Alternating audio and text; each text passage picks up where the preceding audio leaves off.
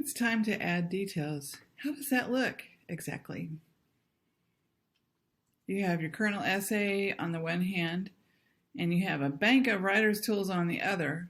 So how does a writer mesh those together? Sometimes teachers ask me, well, do you just get a new piece of paper and start adding those details to it? What do you do? Well, the answer is simple. You could do it any way you want. I'll show you some ways that teachers have shared with me. This is one very effective method. It was developed by a teacher using a flip book to take some papers and split them in half so they're narrow, fold them and staple them. Then you can use the little edges of each paper to write your kernel essay. After you get the kernel essay on the edges, see how you could read the kernel essay out loud without lifting a page. Then, it doesn't matter what order you work on, you could lift any one of those parts and add details about the sentence that's at the bottom of that page. Not the sentences that come before and not the sentences that come after, just that immediate sentence. You could add bada bings, metaphors, any of those things that you want to. Here's an example of a flip book written by a real student. You can see there's a ton of writing underneath each one of those pages, leading to an entire essay. Here's another. This student who used pink used a green color for writing her kernel essay on the edges, then lifted the flaps and wrote the details underneath. This student also used notebook paper and did not cut it in half, used the full width of the paper, but still the process was the same.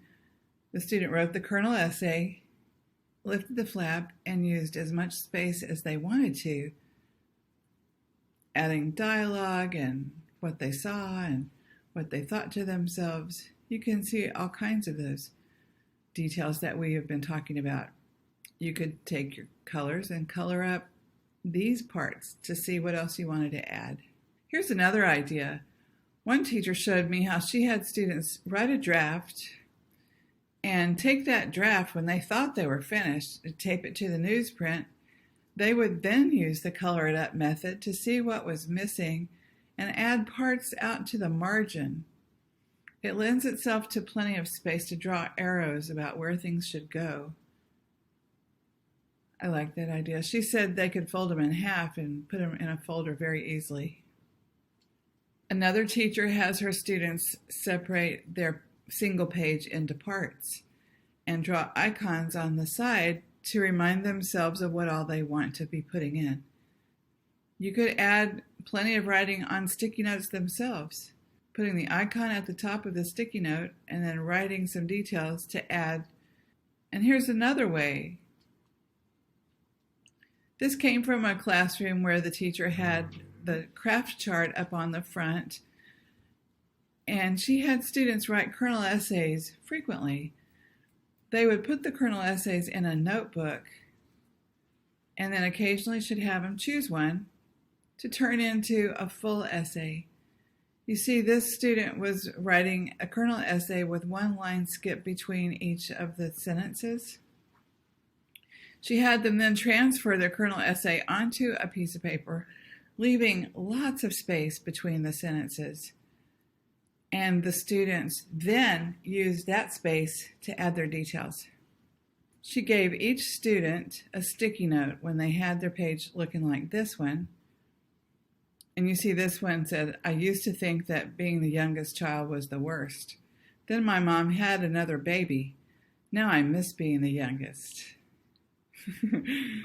With lots of space to write. She gave the students a sticky note and said, "Make a commitment. Write down on the sticky note 3 kinds of craft that you intend to add to this." They would look at the craft chart and shop around for which ones of those kinds of figurative language or details that are strong to strengthen this writing and tell the rest of the story that's left out. As she walked around the room, she could, without any conversation at all, see who had a sticky note with 3 things on it.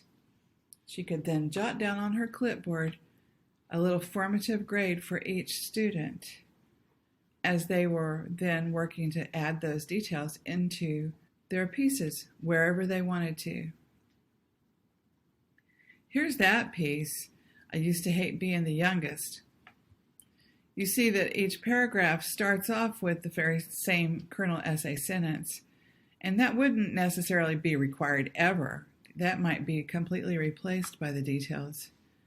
But you can bet that this student can tell you where is a simile, where's hyperbole, where's anything else that he put in here. The important thing is to find the combination that works best for your students.